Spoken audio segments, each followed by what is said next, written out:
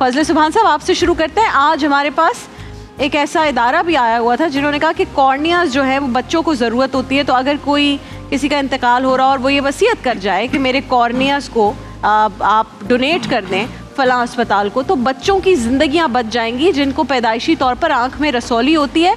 और वाहिद जो इसका हल होता है एट वन स्टेज वो ये होता है कि कॉर्निया इम्प्लांट हो, जो दुनिया में कहीं और मुल्क से इनको करना पड़ता है, विच इज़ वेरी एक्सपेंसिव। तो अगर पाकिस्तान में ये हो जाए तो बहुत सारे बच्चों की ज़िंदगी बच जाएगी। आपका इस पर क्या ख्याल है? आपका वक्त शुरू होता है अब। बिस्मिल्लाहिर्रहमानिर्रहीम। देखिए, इस तरह के टिपिकल और सेंसिटिव सवालात पर उलमा जब राय देते हैं तो बहुत कॉन्शियस होकर देते हैं, इसीलिए कि दीन इत्तिबा का नाम है। और जहाँ तक ऑर्गन्स या आज़ा डोनेट करना या उसकी पेवनकारी की बात है, तो शरीयत मुतहरा में ये बात साबित होती है कि हर वो चीज़ जो माले मुतक़व्वम हो, यानी जिसकी कीमत लगती हो, और जो आपकी मिल्कियत में हो, वो आप किसी को डोनेट कर सकते हैं। अगर इन दो पैरामीटर्स को हम यहाँ अप्लाई करेंगे तो आज़ा माल मुतक़व्वम भी नहीं है। आम तौर पर इसकी ख़रीद और फ़रोख्त नहीं होती, कीमत नहीं लगाई जाती बाज़ार की मसनूआत और प्रोडक्ट्स की तरह। इसी तरह ये चीज़ें हमारी मिल्कियत में हैं ही नहीं। बीइंग अ मुस्लिम हमारा फेथ और बिलीव ये है कि भाई हम भी अल्लाह के, हमारे आज़ा भी अल्लाह के। ख़ुदकुशी क्यों हराम है?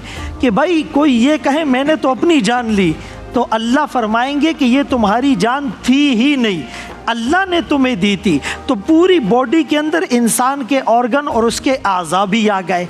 दूसरा जो नुक्ता है कि फिर ये कारोबार की शक्ल इख्तियार कर लेगा। मजबूरी में लोग गुर्दे और आंखें बेचेंगे और उसका पूरा माफिया बना हुआ है जो लोगों को अगवा करता है और उनके आज़ा को निकालता है। और तीसरे नंबर पर इंसान को अल्लाह ने मुकर्रम बनाया, वलक़द कर्रमना बनी आदम।